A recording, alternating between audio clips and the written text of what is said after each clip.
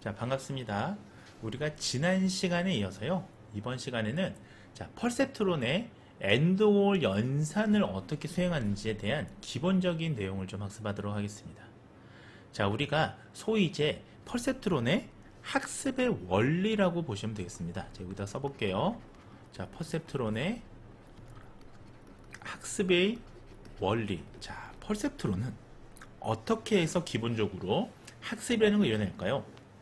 우리가 지난 시간에 그 태초의 신경망 이론과 펄셉트론 이론의 가장 큰 차이점은 바로 이 학습, 그리고 학습을 위한 최적화라는 것을 말씀을 드렸었는데요. 자, 중요한 것은 우리가 어떻게 연결 강도를 만들 것인가입니다. 자, 그래서 펄셉트론의 학습의 원리 하면 여러분들이 가장 먼저 기억하셔야 될 것은 연결 강도를 어떻게 변경할 것이냐, 어떻게 변경할 것이냐. 자, 이것이 바로 핵심 화두가 되는 것입니다. 자, 이와 관련된 가장 중요한 토대를 만든 연구자가 한 명 있었는데요. 바로 이분이 그 유명한 도널드 헵이라는 학자십니다. 자, 헵은 어느 날 고민을 하게 됩니다. 자, 신경세포, 우리가 뉴런이라고 하죠. 자, 이 뉴런은, 자, 만약에 뉴런이 있습니다. 여기 뉴런이 이렇게 있고요. 자, 이 뉴런이 A라는, 자, 여기가 축색 돌기라고 하죠. 자, 이 축색 돌기가, 여기 뉴런이 지금 여러 개가 있어요. 시냅스를 위해서. 이 뉴런. 자, 요 뉴런의 축색 돌기가요. 자, 그 다음 이 뉴런의 어떤 뉴런을 자극할 만한 충분히 이렇게 가까이 있으면서 요 종말 단추가 이렇게 가까이 있다고 가정해 볼게요. 요 거리가 상당히 가깝다고 가정하면, 가까우면 좀 더 활성화가 잘 되죠. 그러니까 신경 전달 물질 여기서 뿜어져 나오는 뉴로 트랜스미터가 다음에 덴트라이트에 좀 더 잘 전달될 겁니다. 마치 분무기가요, 이렇게 그 식물 화분하고 분무기하고의 거리가 가깝다면, 예, 그 화분이, 잎사귀가 분무기의 물을 받아들일 수 있는 면적이 더 넓겠죠. 그렇게 생각하시면 되겠습니다. 자, 이때 이 세포를 활성화시키는 일에요, 반복적이거나 지속적으로 이러한 이 거리나 이런 것들이 참여한다면요, 자, 두 세포 가운데 하나가 둘 모두에서 성장하거나 대사 변화가 발생해서 결국 B를 활성시키는 세포로서 A가 가진 효능이 증가한다라는 개념을 가지게 됩니다. 즉, 다시 말씀을 드리면, 자, 이러한 거리 때문에 이 세포가 지금 변화하는 것은 이 다음 세포에 좀 더 연결돼서 이 강도를 변경시킬 것이다 라는 하나의 아이디어를 내게 된 거예요. 자, 그래서 결국 이 얘기를 한마디로 줄이자면, 자, 함께 우리가 활성화되는, 자, 액티비티 되는, 자, 세포는요,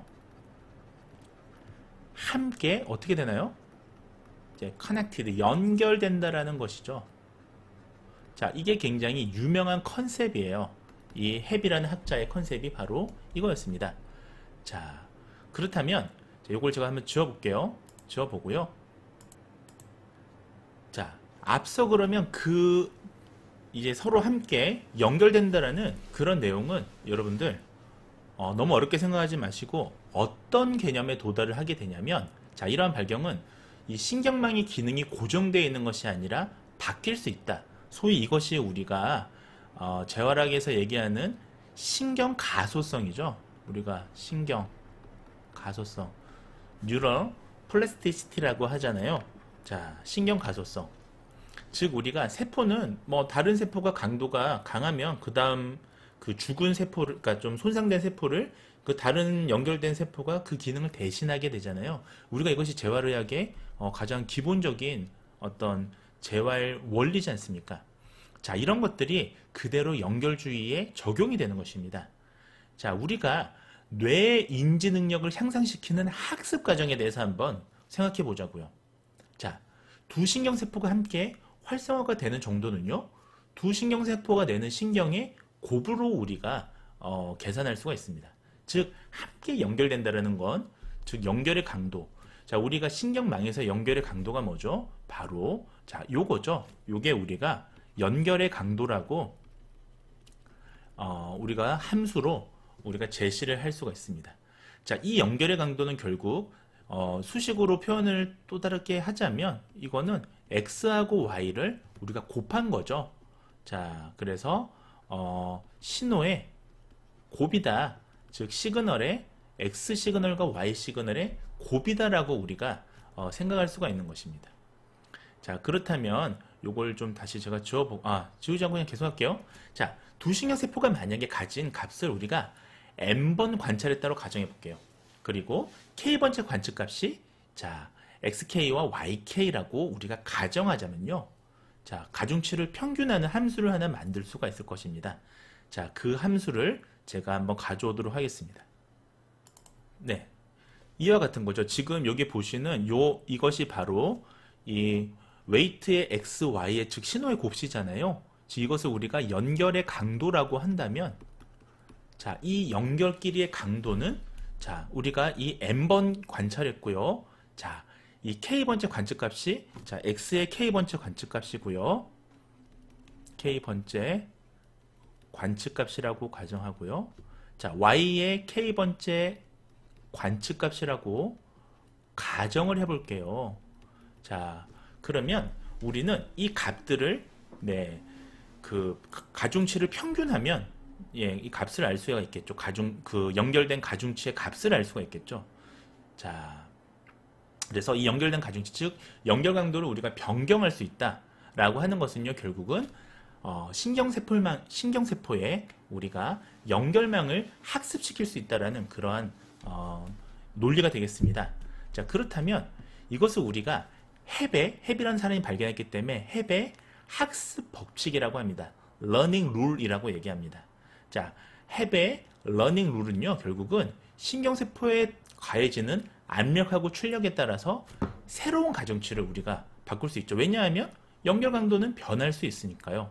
자, 그와 같은 함수는 자, 지금 제가 이렇게 제시를 하도록 하겠습니다. 자, 결국은 우리가 연결의 강도, 즉 헵의 학습 법칙, 헵의 러닝 룰은 다음과 같이 우리가 계산할 수 있는 것입니다.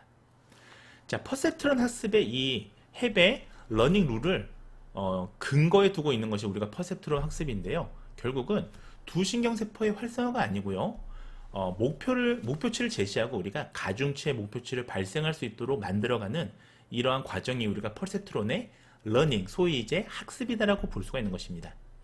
자, 우리가 헵의 학습 규칙에서 출력에 해당되는 부분의 목표값을 우리가 t로 변경한다면 결국 우리가 가중치도 갱신할 수 있는데 이것을 우리가 러닝 레이트, 학습률이라고 합니다. 자, 학습률에 대한 이 함수를 제가 지금 제시하도록 하겠습니다. 자, 지금 밑에가 학습률에 의한 우리가 가중치의 갱신인데 어떤 차이를 발견할 수 있나요? 자, 여기 n을 통해서 조금씩 우리가 학습치를 갱신하는 요 차이를 볼 수 있죠. 여기 보시면 n이 있고요. 요 t는 우리가 목표값이라고, 목표값 타겟이라고 우리가 약어를 쓴다면 이것을 이제 목표값이라고 볼 수가 있겠죠. 자, 요 차이가 있는 것입니다. 그래서 가중치가 갱신할 수 있다. 결국은 자, 요거를 다른 말로 하자면 자, 학습률이라고 해요. 학습률. 러닝 레이트라고 하는 것입니다. 이 러닝 레이트를 우리가 구할 수가 있는 거예요. 자, 요걸 한번 지워보도록 하겠습니다. 자, 그러면 결국은 우리가 다시 퍼셉트론 이론으로 돌아와서요. 자, 이와 같은 그림처럼 다시 한번 우리가 앞서 보셨던 내용을 정리를 해보겠습니다. 자, 우리가 이것을 결국은 참이냐 거짓이냐 되는 값을 우리가 여기 지금 입력 데이터가 받는 요 x값 있죠. 이 x에서 요 입력 노드의 x1, x2가 각각 독립적인 입력 데이터라고 가정한다면 자, 여기 제공이 되고요. 자, 이 신호는요, 결국은 가중치가 곱해져서 자, 우리가 아까 그 가중치를 곱한다고 했잖아요. 연결 강도를 살펴보기 위해서 출력 노드로 전달을 하게 됩니다. 자, 곱해서 마치 그 어떻게 보면 선형회계 그 함수랑도 비슷하죠. 자, 이렇게 해서 출력 노드로 전달되면 이때 신호의 편향, 우리가 소위 이제 바이어스라고 하는데요. 자, 신호의 편향, 시그널의 편향이 이루어지도록 하는 가중치가 추가가 되는 거예요. 자, 여기 지금 가중치가 추가가 되어 있죠. 자, 요거는 제가 B는 바이어스의 약자입니다. 그래서 여기 위에다 좀 적어 드릴게요. 요거는 신호의 시그널의 편향치가 되겠습니다. 편향. 자, 이 편향이 이루어지도록 이것을 더해주게 되죠. 추가해서 요 가중 곱셈. 자, 그러면 편향이라는 것은 결국 신호값을 양의 방향이나 음의 방향으로 이동시킨 역할을 하게 됩니다. 자, 이때 굉장히 중요한 이제 개념이 하나 등장하게 되는데요. 자, 보십시오. 이 바이어스가 추가됨으로 해서요. 이 바이어스가 하는 역할은 뭐냐? 자, 너무 함수를 생각하지 마시고 컨셉으로 한번 생각해 볼게요. 얘 역할이 뭐냐? 이게 굉장히 중요하겠죠? 자, 뭐가 하나 더해졌으니까 얘로 인해서 성격이 바뀌게 되는 겁니다. 어떻게 바뀌냐면요. 이 신호값으로 인해서 양의 방향으로 가던지요. 양의 방향이라는 건 우리가 파지티브 된 어떤 밸류, 파지티브 밸류, 그러니까 어떤 플러스 된 값을 우리가 생각할 수가 있는 거고요. 자, 음의 방향이라는 게 뭐겠습니까? 자, 네거티브한 방향을 얘기하는 거예요. 자, 마이너스 방향이 되는 거겠죠. 자, 그래서 제가 기호로 이렇게 플러스, 마이너스로 얘기를 해주는 겁니다. 자, 그러면 얘로 인해서 결국은 값이 플러스가 되거나 출력된 값은 마이너스가 되는 거예요. 자, 이것은 마치 뭐와 유사한가요? 자, 지금 이것은 태초의 계산 함수에 대한 어떤 설명이긴 한데, 자, 어쨌든 요 점을 기준으로 위에는 전부 다 플러스가 되는 거고요. 밑에는 전부 다 마이너스가 됩니다. 자, 그러면 우리는 이것은 마치 러지스 리그레션처럼, 즉 1과 마이너스 1 사이의 값으로 우리가 만들 수 있는 거예요. 자, 그래서 만약에 1 플러스 1에 가깝게 되면 이것은 파지티브한 방향으로 무조건 가게 되는 거고요. 자, 마이너스 1에 가깝게 되면 이것은 네거티브한 값으로 가깝게 근사치로 가게 되는 것입니다. 자, 이게 바로 우리가 연결 강도를 변경하는 소위 이제 학습의 원리가 되겠고, 이 학습에서 바이어스가 가지는 기능을 좀 말씀을 드렸습니다. 자, 요걸 제가 이제 지우도록 하겠습니다.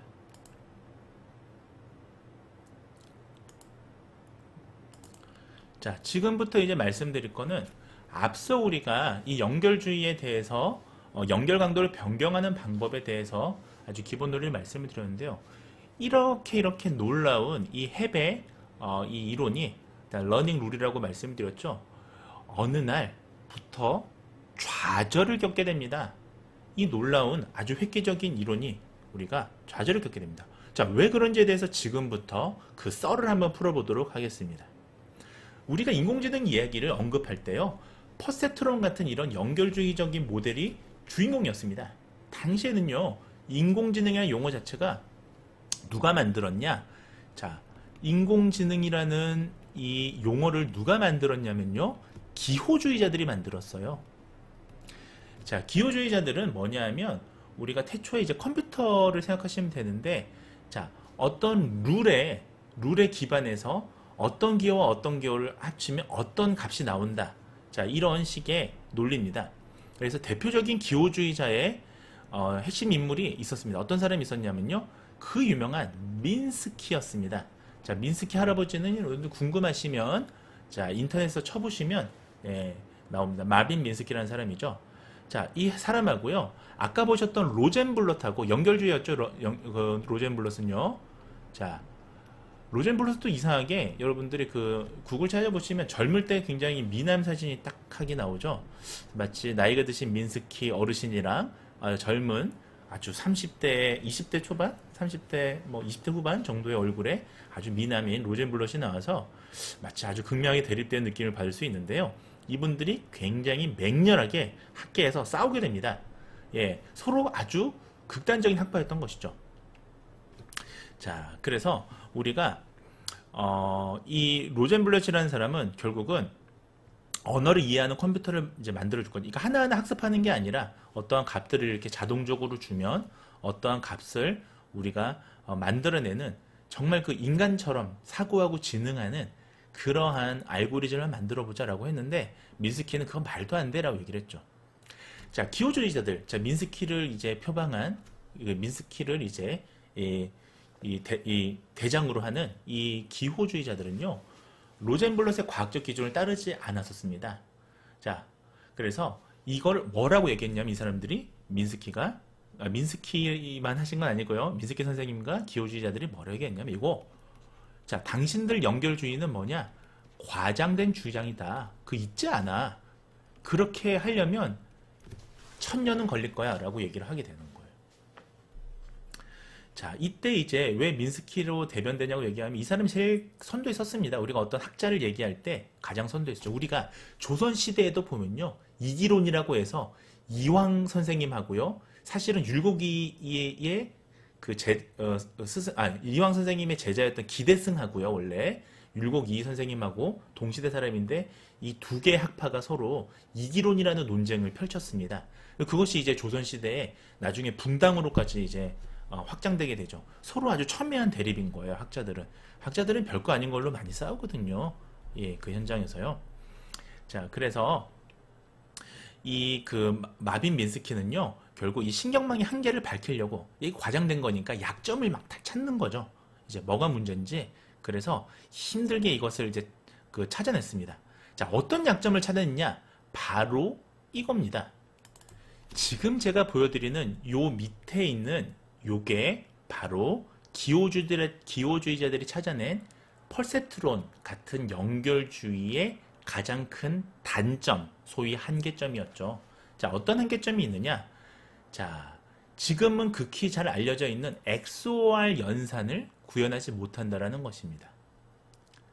자, XOR은 지금 보시면 OR의 문제, 요거는 할 수 있습니다. 자, AND의 문제, 요 위에를 잘랐을 때 요것도 할 수 있어요. 근데 요 두 개가 섞여 있는 요 XOR의 문제는 연결주의로는 도저히 학습해서, 그러니까 소위 이제 학습이라는 게 중요하다고 그랬잖아요. 우리가 이것을 구현하지 못한다라는 거예요.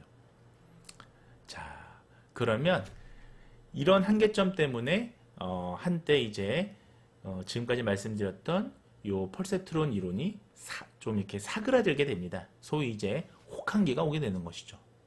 자, 오늘은 왜 혹한기가 왔는지에 대한 요 얘기를 마지막으로 다음 시간에, 그러면 자, 펄세트론이 여기서 끝났냐? 끝났으면 지금 이 시대에 가장 화두가 되고 있는 딥러닝이 존재하지 않았겠죠. 이것을 해결을 했습니다. 펄세트론 이론이. 그 얘기를 다음 시간에 이어서 진행하도록 하겠습니다. 다음 시간에 볼게요. 안녕히 계세요, 여러분. 전 이 세상의 모든 굴레와 속박을